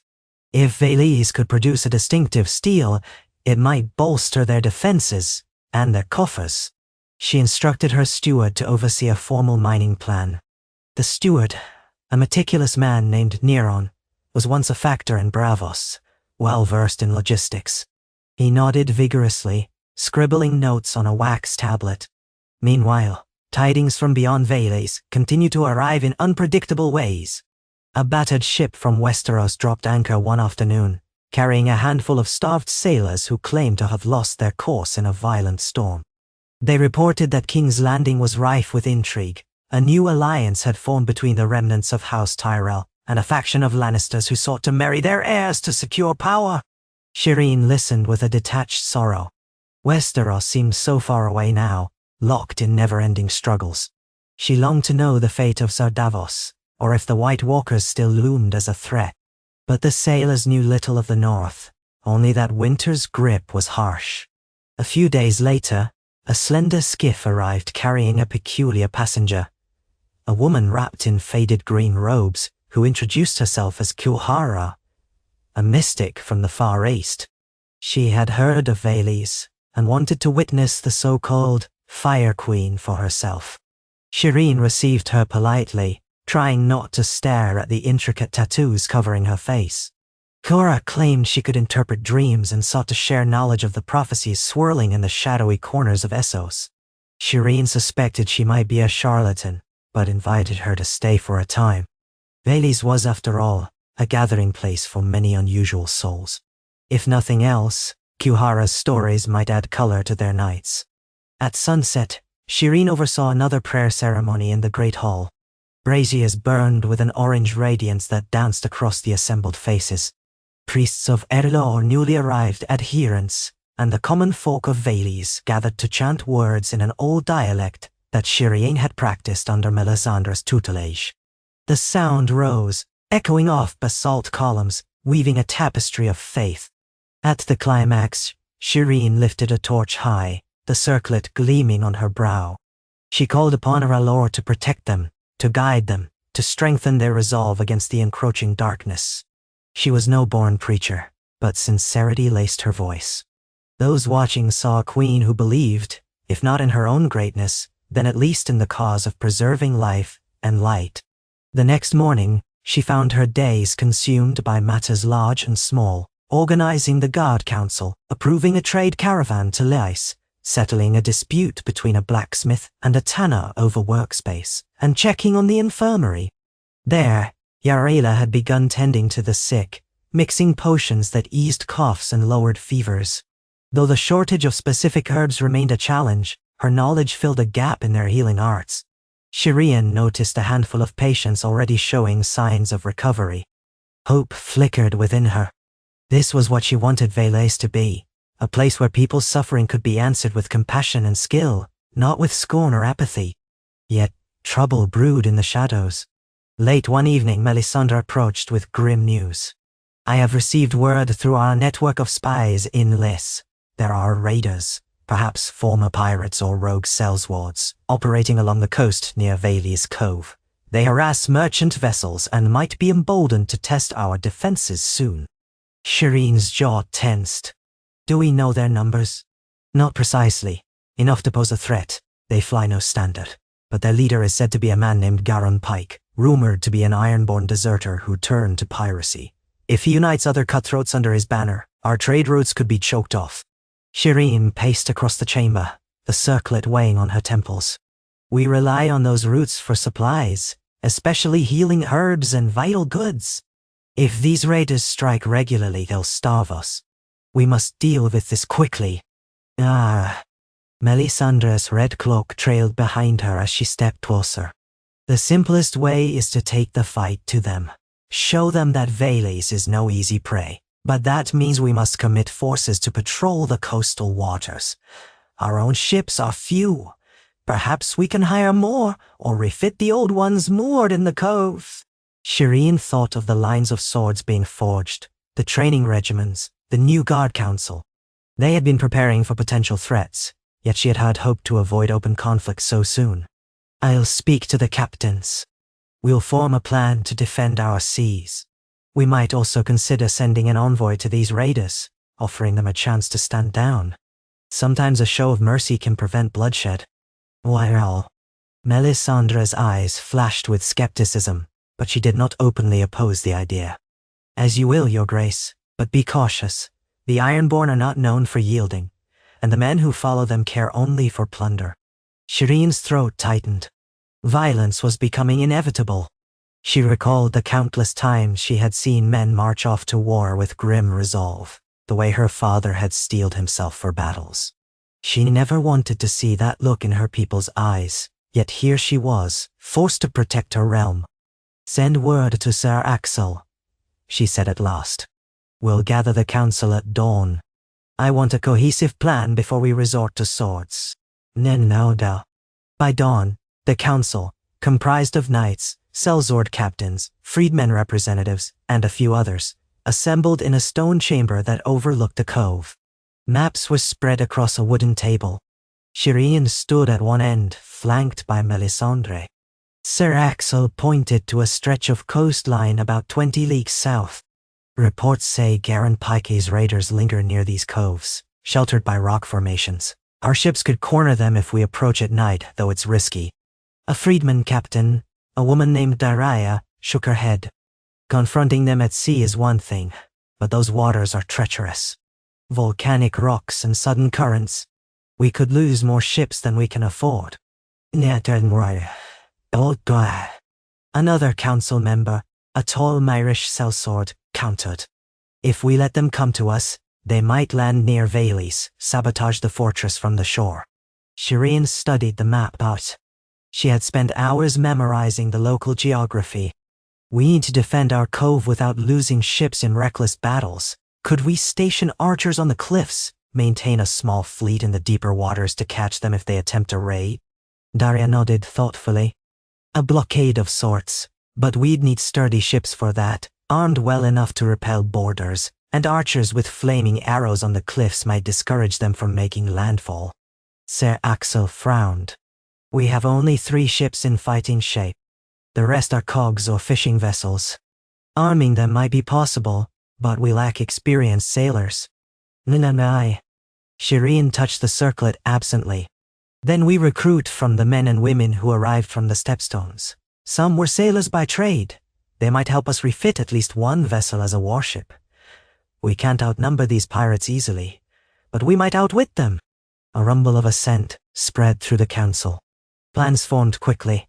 A team would refit the largest ship with reinforced hull plating and mount scorpions or ballistae on its deck. Archers would train daily for cliff defense. Scouts would watch the horizon for any sign of suspicious sails. It was a patchwork plan, but it was better than doing nothing.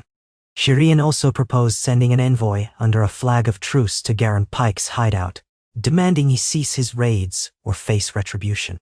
Many scoffed, but Shireen insisted. We should at least attempt words before blood, she said, remembering Davos' gentle counsel, that not all conflicts must end in carnage. The meeting adjourned, and Shireen felt the tension swirling in her gut. She oversaw the ship's refitting, stepping onto the creaking deck to watch carpenters hammer beams in place, blacksmiths forging iron plating. The cove shimmered with reflection from the volcanic ridges, the water unnaturally warm. She helped direct the archers to vantage points along the high cliffs. The next few days passed in a whirlwind of preparation, crafting grappling hooks, storing barrels of pitch, organizing watch rotations. Shireen walked among the workers, offering words of encouragement. Some seemed apprehensive, but her presence steadied them. She saw in their eyes a flicker of loyalty, perhaps even admiration, that they might stand for a cause greater than mere plunder or survival. When all was ready, she summoned a volunteer to serve as envoy. A man named Neighbor, once a trader from Pentos, offered to go. He claimed to have a knack for diplomacy and boasted that he'd talked his way out of a pirate's noose once before. Shireen looked him in the eye. This is dangerous. Garen Pike isn't known for mercy. Are you sure? Neighbor gave a wry grin. It's better than hammering nails in the heat. If I fail, at least I tried for peace. She mustered a small smile at his gallows humor. Very well, you'll have a single escort boat. Take this letter. She handed him a sealed parchment bearing her personal sigil, a stag's head circled by flames. Offer them a chance to discuss terms, to cease their raids. If they refuse or respond with violence, return immediately. Do not risk your life needlessly. That evening, Neighbor's tiny boat vanished over the horizon, navigating a precarious route along the rocky coastline. Shireen stood on the fortress ramparts, hair stirred by the warm breeze, and prayed he would return safely. The possibility of violence gnawed at her. She was queen of a realm built on flame, but she had no desire to see that flame used to burn men alive. She remembered the nightmares of old, visions of the pyres Melisandre had lit, the horrors of war she had glimpsed in the north. If Garen Pike forced her hand, she would act, yet part of her soul recoiled at the thought of shedding blood. For 2 days, there was no sign of Neighbor. Rumors churned through Valis. Some said Garen Pike had killed him on sight. Others speculated that a deal was being struck in secret. Shireen tried to maintain composure, pouring her energy into training the archers and ensuring the newly fitted warship, the Flame's Edge, was ready. In quiet moments, she prayed in the central chamber of the fortress, the braziers casting shifting patterns on the floor. She told herself that the Lord of Light favored justice, yet she knew the flames could be indiscriminate in their wrath. On the morning of the 3rd day, a lookout cried out that a boat approached. Shireen rushed to the cove. The small craft bobbed in the waves, battered but intact, with Neighbor at the helm. He looked exhausted, his face drawn. Once ashore, he collapsed to his knees, gulping air, while people rushed to help him. Shireen knelt at his side. What happened? Are you wounded? He shook his head. Not wounded, just shaken. After a moment, he regained enough composure to speak. I made contact with Garen Pike's men. They took me to a cave system along the cliffs, where they have at least 4 ships hidden. Pike listened to our offer, then laughed in my face. He said he won't be threatened by a girl playing queen in a cursed volcano. He said if you want to stop him, you're welcome to try. But he has no intention of halting his raids. Shireen's stomach twisted. So he refused parley entirely. He did more than refuse. He threatened to raid Valles within a fortnight, said that we have riches and supplies he craves. He bragged that he's tamed these waters for years and won't be thwarted by a handful of outcasts. I only escaped because, well, one of his men recognized me from an old trade deal and let me slip away. I doubt I'll get that mercy again. Shireen's fists clenched at her sides. The people around them looked on with a mixture of fear and anger. She rose, blood pounding in her ears. Then he leaves us no choice. We must protect Valles. As she spoke, she recalled how her father's face had once hardened when faced with a military decision. She felt that same grim determination settling over her. Neighbor gazed up at her, panting. He means to strike soon, Your Grace. We can't wait for him to bring the fight here. She nodded. Then we'll strike first, on our terms. Sir Axel, ready the Flame's Edge and the smaller craft. We'll send enough fighters to cripple his fleet. Meanwhile, archers will guard the cliffs. If Pike tries to land, we'll be ready. She paused, forcing calm into her voice. We want to end the threat swiftly with minimal bloodshed if possible, but we cannot allow him to terrorize these waters. Her people answered with a resounding cry of agreement. Some brandished weapons, others clenched their fists. She saw the determination in their eyes, and a pang of sadness for what might come. But Garin Pike had made his intentions clear. He sought to pillage Valles and kill any who stood in his way. That evening, final preparations were made. Dozens of warriors boarded the Flame's Edge, along with a smaller escort ship. The plan was to sail under cover of darkness, approach the coastal caves where Pike's fleet lurked, and launch a surprise assault. Archers would hide on the decks, ballistae were mounted, barrels of pitch readied for fire attacks if needed. Shireen stood on the dock, watching the moonlight glimmer on the black water, reflecting the distant red glow of volcanic ridges. She felt every breath, as if it were her last moment of peace. Melisandre joined her, the ruby at her throat shining. You do what must be done. The Lord of Light stands with the righteous. Shireen swallowed hard.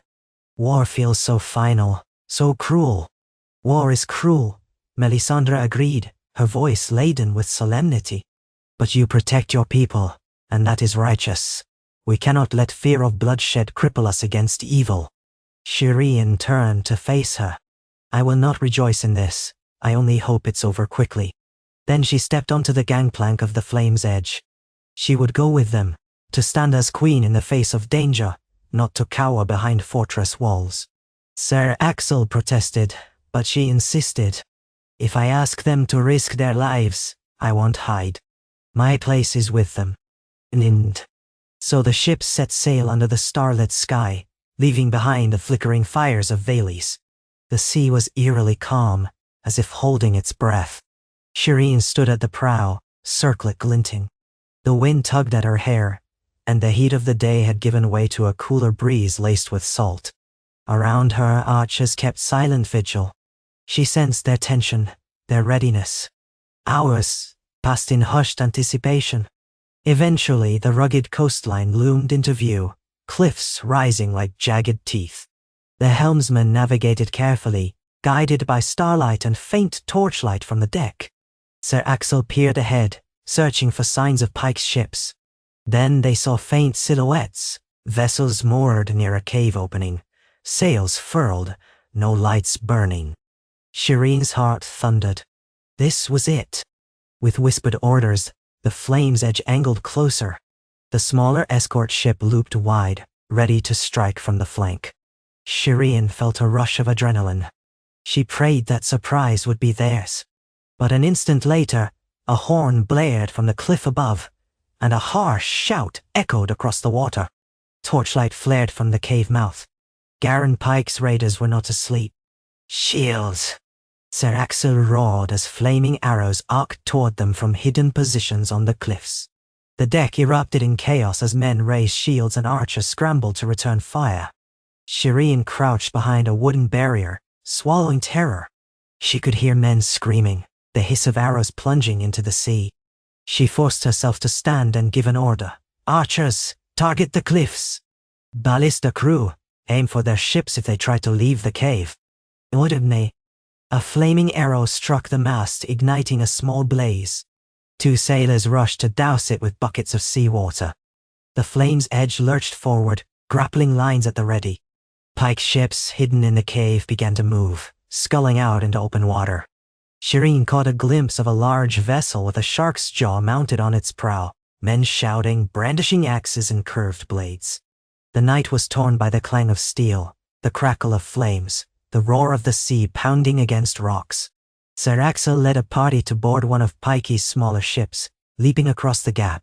Shireen could see them clashing with raiders under the flickering glow of torches. She gritted her teeth, ignoring the fear that gnawed at her. Her duty was to keep giving orders, to direct the fight. She called for archers to focus on the men along the cliff who rained arrows onto them. A volley of flaming shafts soared upward, setting brush and netting ablaze. Cries of alarm echoed and several raiders toppled into the sea.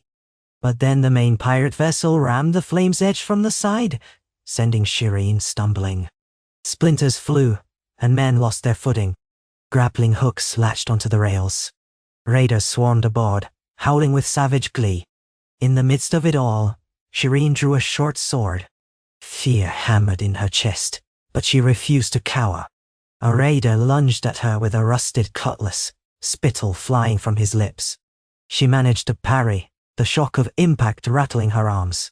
Another slash came, nearly catching her side, but she twisted away, heart in her throat. Someone cried her name. The Bravosi sellsword she'd brought along leapt in, driving the raider back. Shireen gasped for air, pressing herself to the railing. Blood spattered the deck, and the stench of burning pitch filled her nose. She glimpsed a tall figure with damp, salt-streaked hair and cruel eyes. Could that be Garen Pike? He held a wicked axe and roared orders. His men fought with frenzied brutality, but Shireen's fighters had discipline and the advantage of numbers. The second ship, commanded by Daria, moved to outflank the pirate vessel, ramming it from behind. Archers from the flame's edge took positions behind makeshift barricades, loosing arrows that whistled through the night. Pike's men fell shrieking. A savage melee erupted at the center of the deck. Shireen's lips trembled as she witnessed men and women hacking at each other. She forced herself to remain present. "Push them back," she called, voice hoarse. Bit by bit, the pirates' aggression faltered. The warship had caught them off guard, and their positions on the cliff were in disarray. Several raiders threw down their weapons, leaping overboard to swim to shore. Garen Pike himself, seeing the tide turning, roared curses and swung his axe at anyone in range, friend or foe. He bellowed something about taking the queen's head as a trophy. Shireen felt a jolt of fear as he barreled toward her, knocking aside one of her guards. She raised her sword, but she knew she was no match for his brute strength. At the last moment, Sir Axel burst onto the deck from the pirates' captured ship, battered and bleeding, but alive. He intercepted Pike with a clash of steel. "Stay back, Your Grace," he shouted. Pike sneered, the two men circling each other. Sparks flew as their weapons met. Shireen's mind screamed at her to flee, but she couldn't leave Axel alone. Then, in a sudden burst of ferocity, Axel found an opening and plunged his sword into Pike's side. The pirate gasped, eyes wide with fury and shock.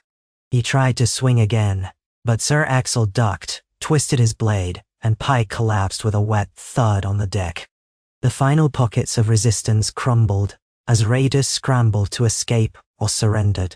Shireen's archers doused the flames while sailors cut grappling lines. Sir Axel sagged against the rail, chest heaving. Shireen rushed to his side. "Are you badly hurt?" she asked, seeing the blood on his armor. He shook his head. "A few cuts. I'll live. Pike is done." He gestured to the lifeless body. The man's eyes stared blankly at the starry sky, mouth twisted in an ugly grimace. Shireen felt revulsion, relief, and sadness entwined. She tried not to stare at the corpse. A hush spread across the deck as the fighting died away. The roiling sea glimmered with torches reflecting off the water. They had won, but at what cost?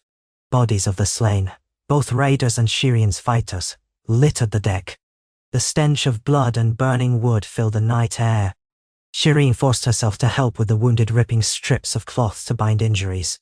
She gave water to a young archer who clutched a bleeding arm, tears streaming down her face. Another soldier lay motionless, eyes dulled by death. Shireen knelt at his side, recognizing him as a freedman who had once made jokes about the heat. His name was Taron. She closed her eyes, murmuring a prayer under her breath. This was the reality of war, a reality she had never truly understood before. Despite the bloodshed, they had achieved their objective. 2 of Pike's ships were seized, the others sank or fled. The cliff archers had been routed. The immediate threat to Vela's shipping routes was removed.